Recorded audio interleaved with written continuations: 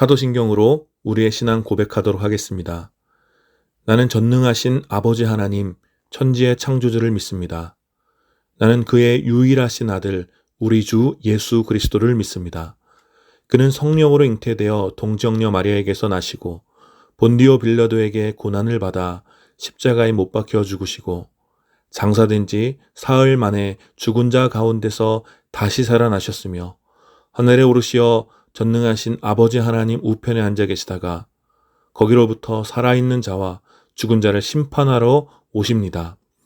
나는 성령을 믿으며 거룩한 공교회와 성도의 교제와 죄를 용서받는 것과 몸의 부활과 영생을 믿습니다. 아멘.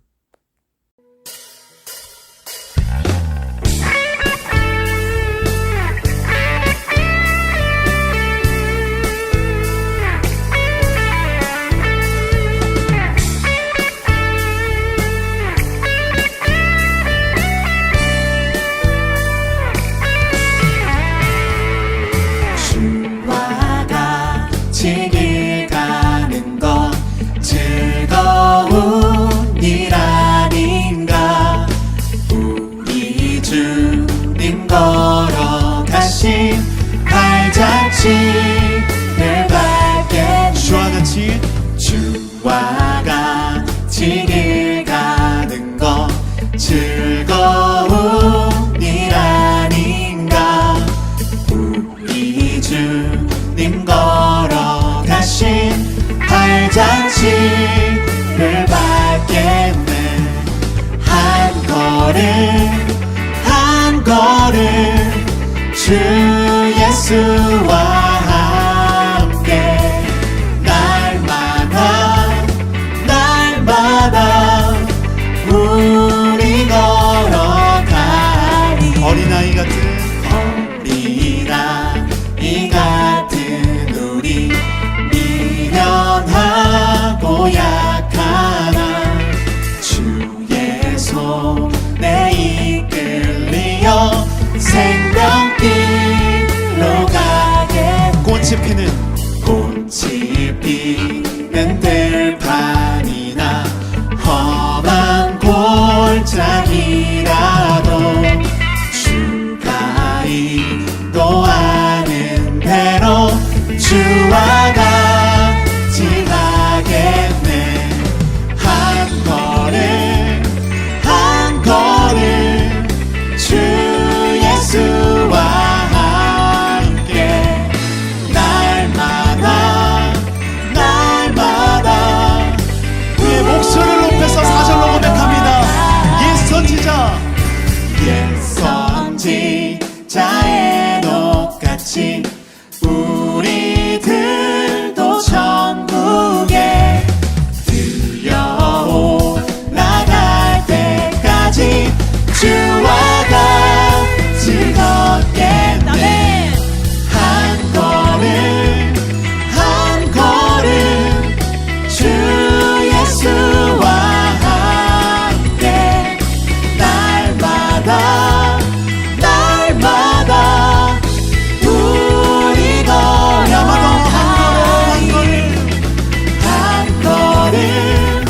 한 걸음 주 예수와 함께 날마다 우리 걸어가리.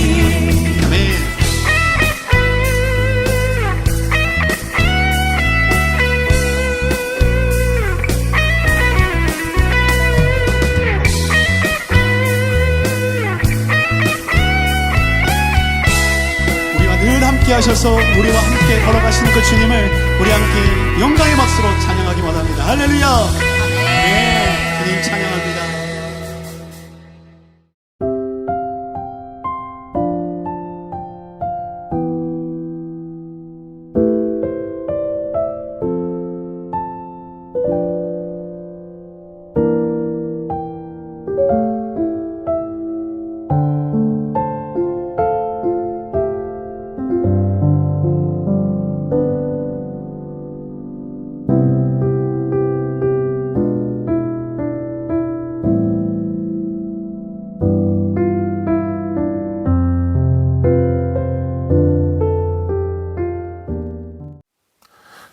함께 드린 예배를 위해서 잠시 기도하겠습니다.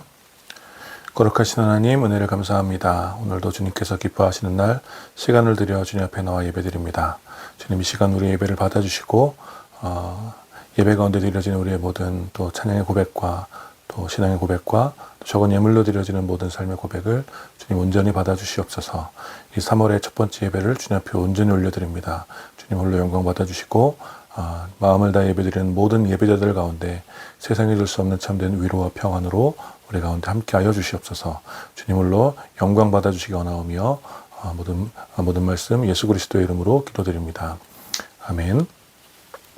오늘 함께 나눌 하나님 말씀은 사도행전 2장 16절부터 21절까지 말씀입니다. 사도행전 2장 16절부터 21절까지 말씀 제가 봉독하겠습니다. 이 일은 하나님께서 예언자 요엘을 시켜서 말씀하신 대로 된 것입니다. 하나님께서 말씀하신다. 마지막 날에 나는 내 영을 모든 사람에게 부어주겠다. 너희의 아들들과 너희의 딸들은 예언을 하고 너희의 젊은이들은 환상을 보고 너희의 늙은이들은 꿈을 꿀 것이다. 그날에 나는 내 영을 내 남종들과 내 여종들에게도 부어주겠으니 그들도 예언을 할 것이다. 또 나는 위로 하늘에 놀라운 일을 나타내고 아래로 땅에 징조를 나타낼 것이니 곧 피와 불과 자욱한 연기이다. 주님의 크고 영화로운 날이 오기 전에 해는 변해서 어두움이 되고 달은 변해서 피가 될 것이다. 그러나 주님의 이름을 부르는 사람은 구원을 얻을 것이다. 아멘. 오늘 이 본문을 중심으로 사도행전 강해의 내 증인이 되리라 8번째 시간 베드로의 해석이라는 제목으로 여러분들과 함께 말씀을 나누기 원합니다. 지난해 12월 3일 대통령이 비상계엄을 선포한 이후에 대한민국은 오늘에 이르기까지 계속해서 정치적인 혼란의 시기를 보내고 있습니다. 이러한 정치적 문제에 대해서 생각을 하기 싫어하고 또 판단하기를 주저하는 사람들이 있을지도 모르겠지만 그럼에도 불구하고 현재 우리나라의 가장 큰 이슈는 이 정치적인 문제임을 부인하기 어려울 것 같습니다. 대통령에 대한 탄핵과 또 내란죄 성립에 대하여 또 수많은 찬반 여론들이 있고 찬반의 주장과 이야기들이 난무하고 있고 그 어떤 뉴스나 이야기보다 이 정치적 상황에 관한 보도들이 좋건실건 아마 우리들 주변에 가장 많이 들리고 있는 것 같습니다. 사실 이 사건 자체가 나라 전체를 흔들 만한 중대한 어떤 역사적인 사건이기도 했지만 한편으로는 또 이렇게 잠재되어 있던 양 진영 간의 갈등이 이 사건을 계기로 폭발한 것처럼 정치적인 선동과 이슈들이 가득한 시절을 우리는 지금 보내고 있죠. 그러다 보니 이 다양한 매체에서 또 저명한 패널을 모셔다가 이 현재 상황들에 대하여 해석하고 분석, 즉 이 비평을 많이 하고 있는데 재밌는 것은 동일한 사람이 일으킨 같은 사건에 대하여 또 그런 현상들에 대하여 여러 비평가들이 완전히 다른 해석과 분석을 하고 있다는 것입니다. 물론 우리는 이 비평가들을 비롯하여 다양한 매체들이 얼마나 객관적인 사실을 전하고 있으며 또 진실에 근거하여 의견을 주장하고 있는지 그 누구도 사실은 확정할 수는 없지요. 자본과 권력이 모든 영역을 잠식하고 있는 이 오늘의 상황에서 그 누구의 눈치도 보지 않고 소신껏 진실을 밝히고 의견을 주장하는 것이 얼마나 힘든 것인지 우리는 쉽지 않게 생각할 수 있습니다. 그래서 더욱 이 현재의 상황에 대해서 진실하게 이 상황에 대해서 사실을 보도하고 또 바르게 해석해 줄 사람이 필요하게 느껴집니다. 특별히 권력에 대한 야망에 사로잡혀 또 진실을 왜곡하고 악의적인 뉴스들과 정치적 선동에 사로잡혀 이해할 수 없는 해석들이 행동을 지배하고 있는 요즘에 더더욱 오늘 우리들의 상황에 대한 진실과 해석과 또 지혜로운 대안을 두려움 없이 말해줄 사람이 필요한 것 같습니다. 우리는 어떤 상황에 대한 진실한 해석이 결국 올바른 길로 사람들을 이끌고 진리에 대한 갈망을 움트게 하며 담대하게 행동할 수 있는 동력이 된다는 것을 믿습니다. 상황에 대한 잘못된 해석, 탐욕과 욕망, 또 편협하고 이기적인 판단에 의한 왜곡된 해석들은 결국 고통스러운 실패와 역사적 퇴보를 오게 하는 것이죠. 따라서 어떠한 상황에 대한 진실한 해석은 어느 시대나 또 어떤 상황에서나 시대와 공동체를 성장시켜 올바른 길로 이끌어가는 가장 중요한 동력이 되었습니다. 그래서 이 해석이라는 것, 어떤 상황에 대한 이 해석이라는 것은 온 세상을 향한 사명을 가지고 있는 주님의 제자들에게 결정적인 덕목이었고, 폴 히버트 박사는 이러한 관점에서 교회를 해석학적 공동체라고 불렀습니다. 그리고 오늘 우리가 함께 읽은 이 본문에서 초대교회의 시작을 올바른 길로 이끌어가는 사도 베드로의 놀라운 해석을 우리는 만나게 됩니다. 예수님께서 승천하신 이후 제자들은 마가의 다락방에 모여 주님께서 약속하신 성령을 기다리며 함께 기도했습니다. 그리고 오순절에 대어 기도할 때 제자들 가운데 경이로운 역사가 나타났죠. 하늘에서 내려오는 듯한 거대한 바람 소리가 제자들의 온 무리 가운데 가득했고, 또 위에서부터 불이 내려와 각 사람 위에 갈라져 임했습니다.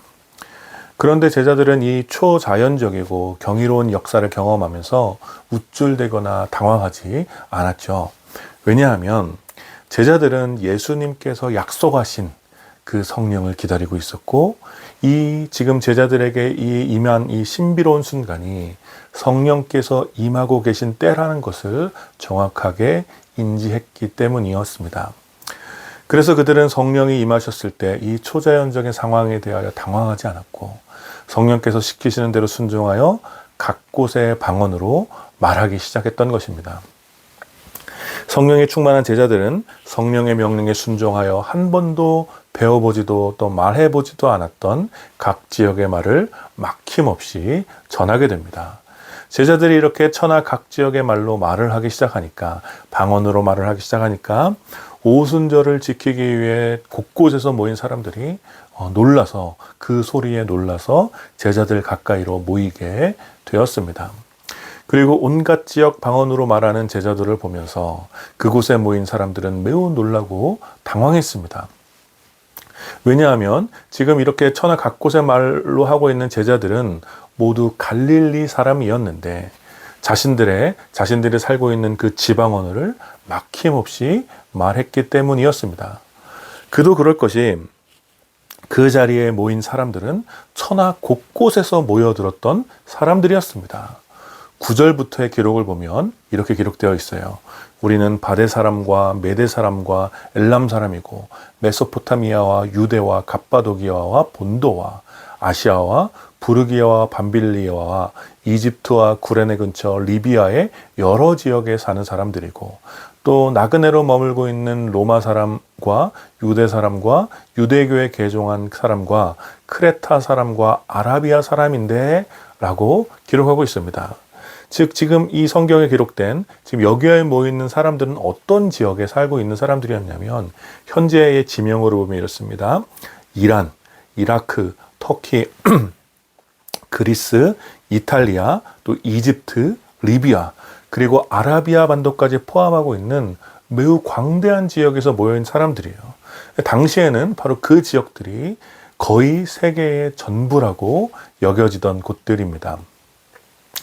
그런데 그렇게 천하 각곳에 흩어져 있던 사람들이 예루살렘에 모였는데, 바로 그 작은 동네 그 예루살렘에서 자신들이 살고 있는 그 동네의 지방 언어가 들리니 얼마나 신기하고 놀라운 경험이었겠습니까? 그것도 전문적인 통역사가 아니라 그저 평범한 갈릴리 사람들이 자신들이 살던 지방의 언어로 하나님에 대하여 말하기 시작하니 그곳에 모인 모두가 매우 놀랐던 것입니다. 그래서 이러한 놀라운 상황 앞에서 그곳에 모인 사람들은 서로 해석하기 시작했습니다. 그 벌어진 사건들에 대하여 이제 해석을 하기 시작합니다. 한 번도 경험해 보지 못한 이 놀라운 사건 앞에서 누군가는 어리둥절하며 이것이 어찌된 일인가 그 이유를 알고 싶어 했고, 이 신비로운 경험에 굉장히 놀라기도 하고, 누군가는 그 이유에 대하여 이런저런 이유들을 대며 해석을 하기 시작했을 것입니다. 원래 그곳에서 태어난 사람들이 아닐까? 아니면 누군가에게 그 지역의 말을 배운 게 아닐까? 그것도 아니면 우리들이 혹시 잘못 들은 것은 아닐까? 그곳에 모인 사람들이 이제 다양한 해석과 가능성을 제기했지만 그 어떤 것도 이 상황에 직면한 사람들에게 정확한 분명한 대답이 되지 못했습니다. 그래서 급기야 이 놀라운 사건을 일으킨 제자들을 향하여 조롱하는 해석이 등장합니다. 13절입니다. 그런데 더러는 조롱하면서 그들이 새 술에 취하였다 하고 말하는 사람도 있었다. 이런저런 해석이 대답을 주지 못하자 제자들을 이제 놀리면서 이 놀라운 사건을 폄하하는 사람들이 나오기 시작한 것입니다. 자신들의 지식과 경험으로는 도저히 판단하고 이해하기 힘든 일이었기 때문에 혹은 자신들보다 더 관심을 받는 제자들에 대한 질투 때문이었는지도 모르겠지만 그들은 제자들이 새로운 술에 취해 주정을 부리는 것이라고 음해했습니다. 그리고 그렇게 그러한 음해와 왜곡된 해석이 있었을 그때에 베드로가 11사도와 함께 일어나서 지금 일어나고 있는 사건에 대하여 정확한 해석을 해줍니다. 15절입니다. 지금은 아침 9시입니다. 그러니 이 사람들은 여러분들이 생각하듯이 술에 취한 것이 아닙니다. 베드로는 제자들의 상태가 몇몇 사람들이 왜곡하여 음해하는 것처럼 술에 취한 것이 아니라고 엄숙하게 말하였습니다. 그러니 그 말 이후에 아마도 많은 사람들은 궁금했을 것입니다.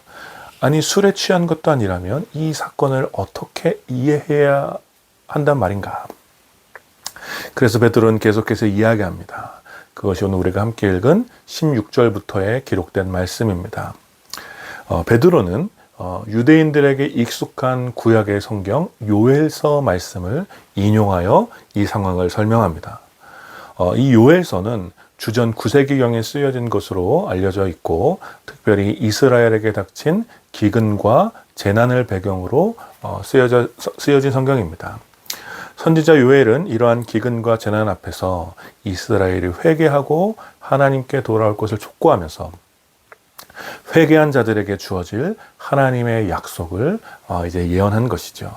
그리고 그 약속에 대한 강조가 오늘 사도행전의 배경이 되는 요엘서 2장 28절부터 32절까지의 말씀입니다. 내용을 요약하자면 이런 것이죠. 요엘은 마지막 날이 되면 성령을 모든 사람에게 부어줄 것이고 모든 재난과 고통의 징조와 그런 날들 속에서 주의 이름을 부르는 모든 이들이 구원을 받게 될 것이라는 하나님의 약속을 선언한 것입니다. 베드로는 지금 일어난 이 사건, 즉 제자들이 천하 각곳의 말로 하나님에 대하여 증언하는 이 사건이 선지자 요엘이 예언했던 그 약속이 성취된 사건이라고 지금 요엘의 성경을 통해서 요엘서를 통해서 이 상황을 해석하고 있는 것입니다. 마지막 날에 성령께서 모든 사람에게 임하게 되면 사람들은 예언을 하고 환상을 보며 꿈을 꾸게 될 것인데 바로 그 사건이 지금 제자들 가운데 임했다라는 것입니다. 베드로의 이러한 해석은 두 가지의 중요한 의미를 담고 있습니다.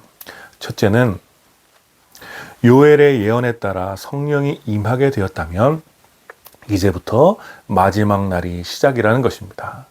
여러분, 이 말 자체가 모순처럼 들리죠? 마지막 날이 시작되었다. 그런데 베드로는 예수님의 승천 이후 성령께서 임하신 이 사건, 그리고 그 성령의 능력에 따라 예수님이 다시 오실 때까지 복음의 증인으로 살아가야 하는 이 기간이 바로 마지막 날이라는 것을 직관적으로 알게 된 것입니다. 그러니 베드로는 성령의 임재가, 성령께서 임재한 이 사건이 곧 마지막 날의 시작이라는 것을 이해하고 그러한 이해를 바탕으로 오늘의 사건을 해석한 것입니다. 그리고 두 번째는 요엘의 예언에 따라 이제 주의 이름을 부르는 모든 사람들이 구원을 얻게 되는 우주적인 구원의 역사가 시작되었음을 알게 되었다라는 것입니다. 유대인들은 하나님으로부터 오는 구원은 오직 아브라함의 자손들에게만 있다고 믿었습니다. 그러나 선지자 요엘은 전혀 다른 차원의 구원을 예언했지요. 모든 재난과 고난의 날이 끝이 날 때 주님께 회개하고 돌아온 모든 자들, 주의 이름을 부르는 모든 자들이 구원을 받게 될 것이다. 베드로는 성령께서 제자들 가운데 임한 이 놀라운 사건을 통해 이제 유대인만 구원을 얻게 된다고 생각했던 유대적인 사고를 뛰어넘어 주의 이름을 부르는 모든 이들이 구원을 얻게 되는 새로운 교회의 시대를 선언한 것입니다. 따라서 베드로의 이러한 해석은 이제 시작되는 초대교회를 올바른 길로 이끌어가는 중요한 원동력이 되는 것입니다. 이제 성령에 충만한 제자들은 예수님 다시 오실 그 날을 향하여 마지막 날을 시작하고 있으며 주의 이름을 부르는 모든 이들이 성별과 인종과 나라와 계층과 나이와 상관없이 주의 이름을 부르는 모든 이들이 구원을 받게 되는 온 세상에 충만한 교회의 시대를 이제 열어가게 되는 것입니다. 여러분, 사실 베드로의 이러한 해석 역시 성령께서 주시는 권능이라고 할 수 있습니다. 비록 베드로가 예수님과 함께 다니며 하나님 나라의 이야기를 많이 들었지만 구약의 예언을 오늘의 상황과 연결지어 해석할 수 있는 지혜는 베드로에게 있는 지혜가 아니라 성령으로부터 나온 지혜가 분명했습니다. 성령께서는 베드로의 해석을 통하여 구약으로부터 이어지는 하나님의 약속이 어떻게 온 인류 가운데 성취되어 온 땅에 충만한 하나님의 나라를 세워가는지 가르쳐 주신 것입니다.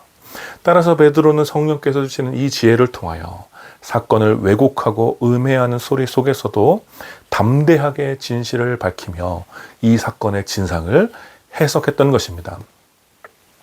그리고 이러한 베드로의 모습은 오늘을 살아가는 우리에게도 반드시 필요한 모습이라고 할 수 있습니다.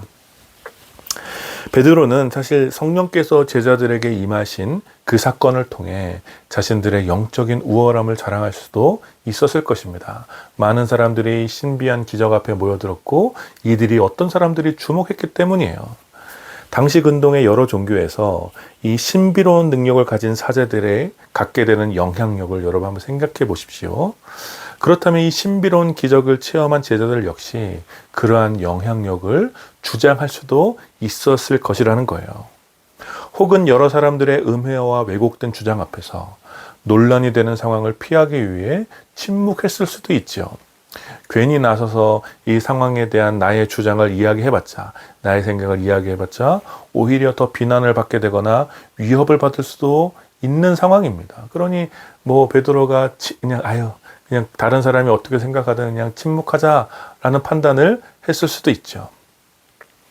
그러나 베드로는 담대하게 지금 일어난 상황에 대하여 진실한 해석을 들려주었던 것입니다. 오늘의 이 사건은 우리의 어떤 자랑이나 논란을 일으키기 위한 어떤 사건이 아니라 구약에서부터 약속하신 하나님의 언약이 성령에 의하여 성취된 것이라는 것. 그리고 이 일을 통하여 이제 성령이 모든 사람들에게 임할 것이고 우리는 주의 이름을 부르는 모든 자들이 구원을 얻게 되는 이 마지막 날을 주님 다시 오실 때까지 살아가게 될 것입니다. 베드로는 성령께서 주시는 지혜를 통해 오늘의 이 사건을 이렇게 해석하고 있는 것입니다. 사랑하는 여러분, 우리도 베드로처럼 우리의 오늘을 해석해야 할 역사적인 사명이 있는 것이죠. 성령께서 우리에게 주시는 지혜를 통하여 우리가 살아가는 오늘의 상황 속에서 하나님께서 어떻게 역사하시는지, 무엇을 약속하시고 성취하시는지, 우리는 왜 무엇을 해야 하는지 해석해야 하는 것입니다. 초대교회가 그러했듯 교회는 단지 예배를 드리기 위한 건물이 아닙니다. 성령이 충만한 제자들은 천하 각곳으로 흩어져 하나님 나라의 영원한 소망을 보여주며 마지막 날을 살아가는 오늘의 의미와 가치를 이웃들에게 증언했습니다. 그래서 초대교회는 건물이라기보다는 새로운 해석을 통해 새로운 삶을 살아가는 제자들의 삶의 공동체였던 것입니다. 그리고 초대교회로부터 시작되는 이러한 해석의 전통은 교회의 중요한 뼈대가 되어 오늘까지 이어지고 있는 것이죠. 하나님의 정의와 사랑이, 하나님 나라의 평화가 하나님으로부터 오는 마르지 않는 소망과 기쁨이 또 오직 예수 그리스도를 통하여 누리게 되는 영원한 생명과 자유가 오늘 우리가 직면한 상황을 끊임없이 해석하도록 해야 하는 것입니다. 바로 그것이 교회의 또 다른 사명이기 때문입니다. 교회와 신자들은 어두움에 방황하고 길을 찾지 못해 헤매는 이들을 향하여 해석과 대답을 준비하고 있어야 합니다. 누군가 우리를 음해하고 비난하며 조롱하여도 성령께서 주시는 지혜를 통하여 개인이 처한 상황에 대하여, 공동체가 처한 상황에 대하여, 나라와 민족이 처한 상황에 대하여 진실을 밝히고 주님의 뜻이 무엇인지 해석하여 대답을 하는 것이 모든 시대의 교회와 신자들의 의무인 것입니다. 그리고 그러한 해석과 대답을 통하여 우리와 이웃과 공동체를 올바른 길로 이끄는 것이야말로 부인할 수 없는 우리의 사명임을 여러분들이 믿으시기를 축복합니다. 그러니 사랑하는 여러분, 여러분은 진실한 해석자가 되어 주십시오. 지나친 탐욕과 이기적인 독선, 또 정치적인 입장과 폭력과 선동, 또 부와 명예를 따라 거짓되고 왜곡된 해석을 일삼는 이들을 멀리하시고 바로 여러분들이 누군가에게 혹은 여러분이 속한 공동체에서 성경 전체에 면면이 흐르고 있는 하나님의 정의와 또 생명까지 내어주신 예수 그리스도의 사랑과 또 지혜를 주시고 담대함을 주시는 성령의 인도하심에 따라 진실한 해석자가 되어주시기를 축복합니다. 성령께서 주시는 능력을 자신의 것으로 자랑하지 마시고 하나님의 정의와 사랑을 증언하는 진실에 대하여 여러분 침묵하지 마십시오. 여러분은 겸손하고 담대한 또 진실하며 따뜻한 거룩한 해석자가 되어서 이 어두운 시대, 소란스럽고 거짓과 선동에 난무하는 오늘 우리들의 시대에 우리와 또 우리 공동체와 나라와 민족을 올바른 길로 이끌어가는 시대의 빛이 되어주시기를 마음을 다해 축원합니다. 아멘. 우리 함께 기도합시다. 함께 기도할 때 말씀을 기억하시면서 날마다 성령께 지혜를 구하며 겸손한 해석자로 살아갈 수 있도록 우리 함께 기도했으면 좋겠습니다. 거짓과 선동에 난무하는 이 시대에 마음의 중심을 지켜 진실하고 담대하게 주님의 뜻이 무엇인지 밝게 대답할 수 있는 시대의 빛이 될 수 있도록 은혜를 구하며 함께 기도했으면 좋겠습니다. 특별히 한국 교회를 위해서 우리가 기도했으면 좋겠습니다. 정치적인 선동과 왜곡된 신념에 사로잡힌 교회가 회개할 수 있도록 진정 이 시대를 향한 하나님의 뜻이 무엇인지 분별하여 정치의 파수꾼이 아니라 복음의 파수꾼, 진리의 종, 시대를 섬기는 공동체를 거듭날 수 있도록 우리 함께 말씀을 기억하시면서 함께 기도합시다. 같이 기도하겠습니다. 감사합니다. 오늘도 성령이 임하여 또 감천한 방언으로 말하는 제자들을 향하여 수많은 또 왜곡된 해석과 판단이 난무하는 그때에 베드로가 일어나 이곳이 성령 구약에 예언됐던 요엘의 그 예언이 성취되었다라는 이 올바른 해석을 온전히 또 했던 것처럼 하나님 우리도 베드로와 같이 이 시대에 성령께서 행하시는 일에 대하여 또 주님께서 인도하시는 일에 대하여 우리가 올바른 해석을 또 담대하게 증언할 수 있는 해석가 될 수 있도록 아버지 인도하여 주시옵소서. 하나님 온갖 또 선동과 또 악의적인 뉴스에 속아서 하나님 우리의 마음 빼앗기지 않도록 아버지 인도하시고 주님의 뜻이 무엇인지 주님께서 우리에게 원하시는 것이 무엇인지 이 시대에 성령께서 역사하시는 것이 무엇인지 바르게 분별해 해석할 수 있는 그런 능력을 우리가 노력하여 주시옵소서. 교회를 주님을 기도합니다. 한국 교회가 정치에 선동되고 또 온갖 또 악의적인 뉴스에 앞장서며 분열과 또 폭력을 일삼고 있는 이때 한국 교회가 정치의 파수꾼이 아니라 진리의 종이 되게 하여 주시고 온전히 복음의 종이 될 수 있도록 아버지 인도하여 주시옵소서. 회개하고 다시 한번 진짜 거룩하신 하나님, 오늘 특별히 제자들이 또 천하 곳곳의 방언으로 이야기하는 것을 보고 온갖 악의적인 해석에 난무하는 그때에 베드로가 일어나 이 모든 것들은 구약에 예언되었던 그 하나님의 언약이 성취된 되었다라는 것임을 또 온전히 밝히 드러내는 장면을 보면서 하나님, 우리 시대에 성령께서 역사하시는 것, 하나님의 뜻이 무엇이며 하나님의 나라가 어떻게 이 땅 가운데 임하고 있는지 우리가 온전히 이해하고 해석할 수 있는 그런 진실한 해석자로 우리가 또 세워지게 되기를 또 주님의 은혜를 구합니다.